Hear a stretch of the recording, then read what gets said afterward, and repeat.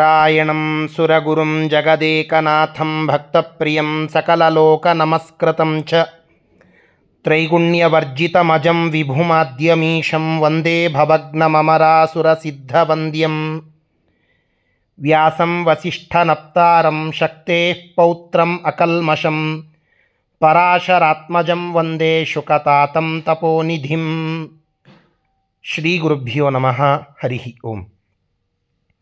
ವಿಷ್ಣು ಸಹಸ್ರನಾಮ ಸ್ತೋತ್ರದ 20ನೆಯ ಶ್ಲೋಕದ ಚಿಂತನೆಯನ್ನು ಇವತ್ತು ಮಾಡೋಣ.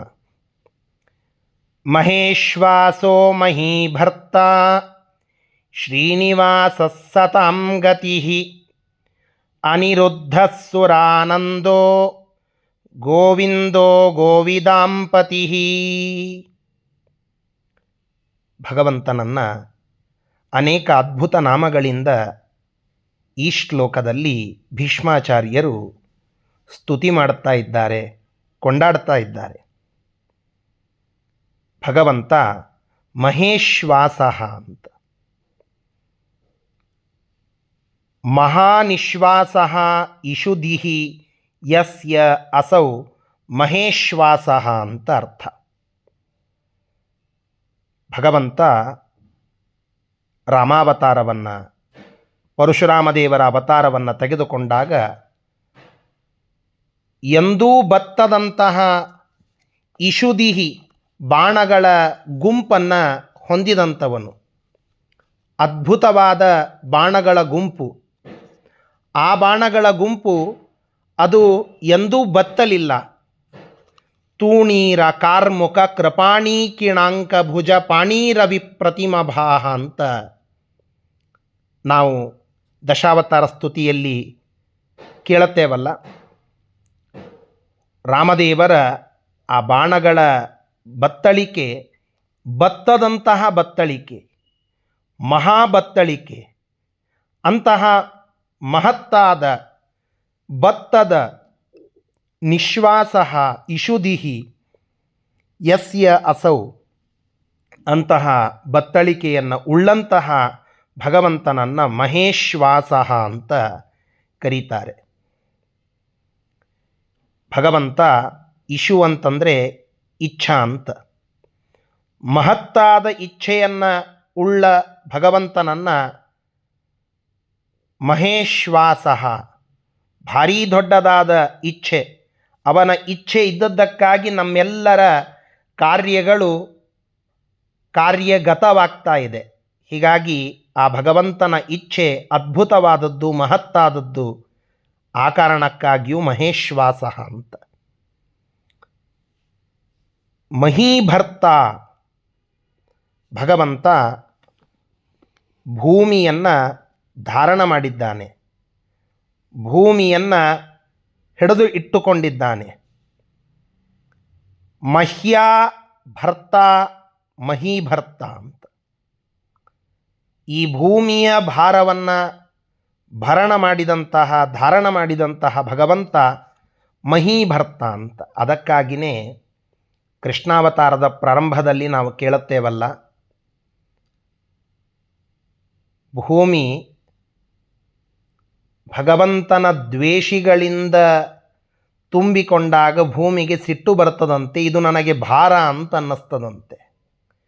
ಆಗ ಭೂದೇವಿ ಎಲ್ಲ ದೇವತೆಗಳಿಗೆ ಅದನ್ನು ಹೇಳಿದಾಗ ಬ್ರಹ್ಮಾದಿ ಎಲ್ಲ ದೇವತೆಗಳು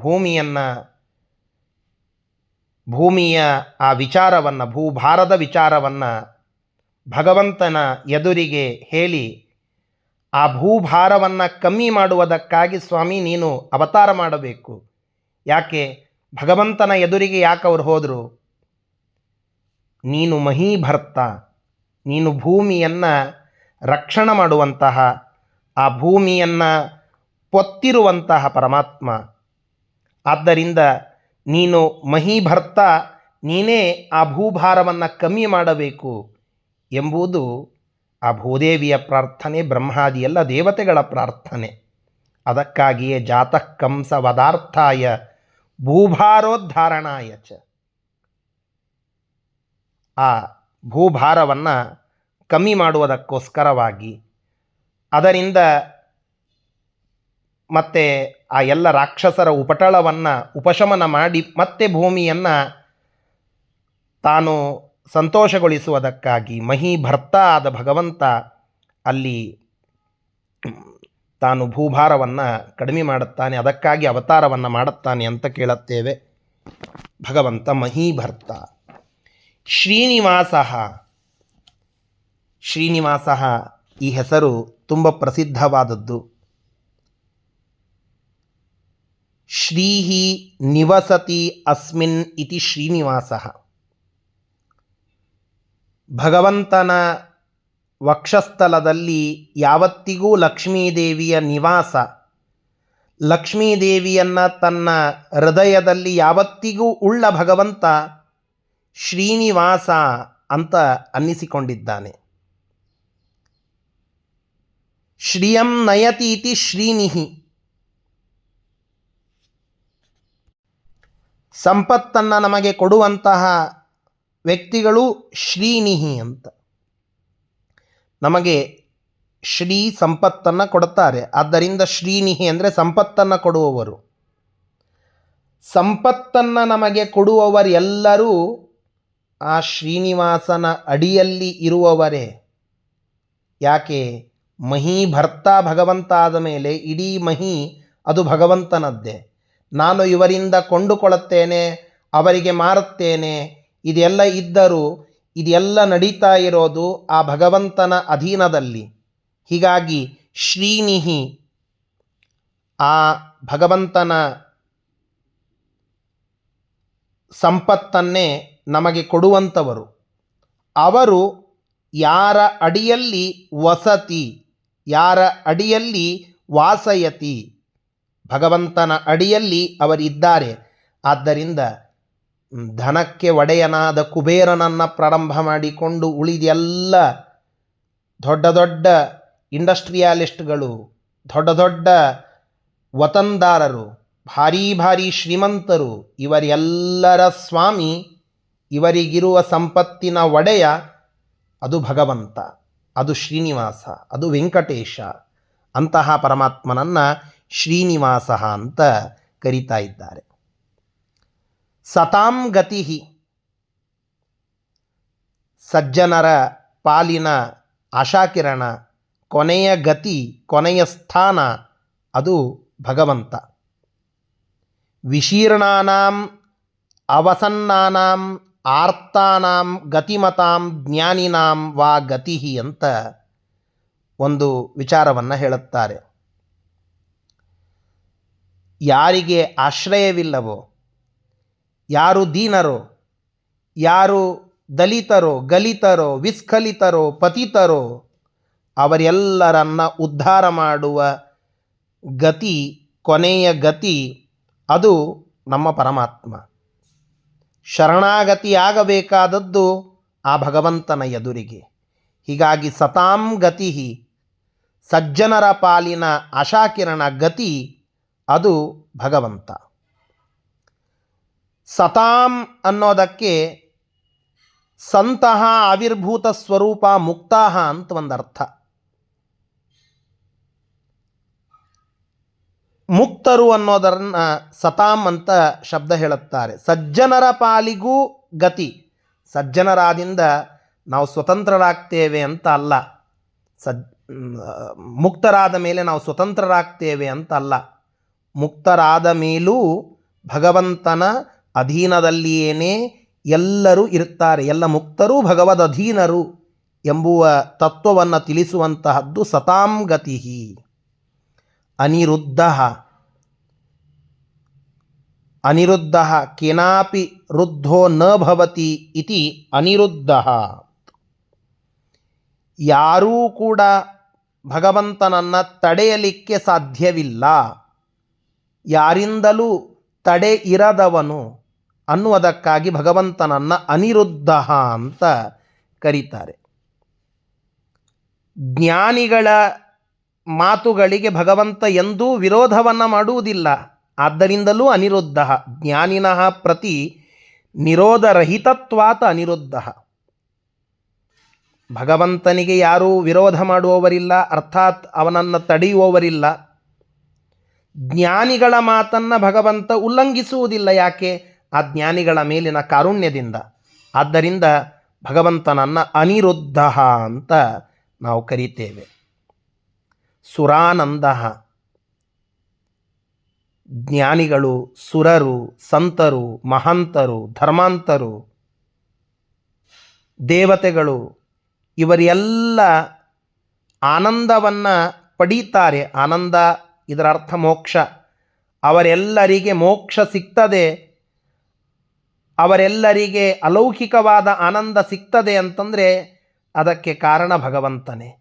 ಆ ಎಲ್ಲರ ಪಾಲಿನ ಆನಂದದಾತೃ ಅದು ಪರಮಾತ್ಮ. ಆದ್ದರಿಂದ ಸುರಾನಂದ. ಇನ್ನೊಂದರ್ಥ ಸುರರ ಸ್ತೋತ್ರಗಳಿಂದ, ಅವರು ಮಾಡುವ ಸೇವೆಯಿಂದ, ಅವರು ಭಗವಂತನ ಮೇಲೆ ಮಾಡುವಂತಹ ಭಕ್ತಿಗಳಿಂದ, ಇವೆಲ್ಲವುಗಳಿಂದ ಯಾವ ಭಗವಂತ ಪ್ರೀತನಾಗ್ತಾನೋ ಅಂತಹ ವಿಷ್ಣುವನ್ನು ಸುರಾನಂದ ಅಂತ. ಸುರರಿಂದ ಆನಂದ, ಸುರರಿಗೆ ಆನಂದ ಕೊಡುವವ. ಈ ಎರಡೂ ಅರ್ಥದಲ್ಲಿಯೂ ಸುರಾನಂದ ಪರಮಾತ್ಮ. ಗೋವಿಂದ, ಇದಕ್ಕೆ 10 ಅರ್ಥಗಳನ್ನು ನಾವು ಕೇಳಬಹುದು. ಗೋ ಅನ್ನುವುದಕ್ಕೆ ಪ್ರಖ್ಯಾತವಾದ ಅರ್ಥ ಆಕಳು ಅಂತ. ಆ ಆಕಳನ್ನು ತಾನು ವಿಂದತಿ ರಕ್ಷಣೆ ಮಾಡಿದ್ದಾನೆ ಅನ್ನುವುದಕ್ಕಾಗಿ ಗೋವಿಂದ ಪರಮಾತ್ಮ. ಕೃಷ್ಣಾವತಾರದಲ್ಲಿ ಆಕಳುಗಳನ್ನು ರಕ್ಷಣೆ ಮಾಡುವ ಗೋಪಾಲಕನಾಗಿ ಭಗವಂತ ಅವತರಿಸಿದ್ದು. ಆ ಗೋವುಗಳ ಮೇಲೆ ವಿಶೇಷ ಪ್ರೀತಿಯನ್ನು ಇಟ್ಟುಕೊಂಡವನಾಗಿ ಅವುಗಳಲ್ಲಿ ತನ್ನ ಸನ್ನಿಧಾನವನ್ನು ಇಟ್ಟು ಅವುಗಳ ರಕ್ಷಣೆಯನ್ನು ಮಾಡುತ್ತಾನೆ. ಆದ್ದರಿಂದ ಗೋವಿಂದ. ಗೋ ಅನ್ನೋದಕ್ಕೆ ಭೂಮಿ ಅಂತ ಅರ್ಥ. ಭೂಮಿಯ ರಕ್ಷಣೆ ಮಾಡುತ್ತಾನೆ ಭಗವಂತ, ಆದ್ದರಿಂದ ಗೋವಿಂದ. ಗೋ ಅನ್ನೋದಕ್ಕೆ ವೇದಗಳು ಅಂತ ಅರ್ಥ. ಭಗವಂತ ವೇದಗಳ ರಕ್ಷಣೆ ಮಾಡುವಂತಹ ಸ್ವಾಮಿ, ಆದ್ದರಿಂದ ಗೋವಿಂದ. ಹೀಗೆ 10 ಅರ್ಥಗಳಲ್ಲಿ ಗೋವಿಂದ ಅಂತಂದರೆ ಅದು ಭಗವಂತ ಪರಮಾತ್ಮ, ನಮ್ಮೆಲ್ಲರ ಪಾಲಿನ ಒಂದು ರಕ್ಷಕ ಪರಮಾತ್ಮ. ಆದ್ದರಿಂದ ಗೋವಿಂದ. ಗಾಂ ವಿಂದತೀತಿ ಗೋವಿಂದ ಅಂತ. ಗೋವಿದಾಂ ಪತಿ, ತಾನು ವೇದಗಳ ರಕ್ಷಣೆ ಮಾಡುವಂತಹದ್ದು, ಆಕಳುಗಳನ್ನು ರಕ್ಷಣೆ ಮಾಡುವಂತಹದ್ದು, ಇದನ್ನು ತೋರಿಸಿದ.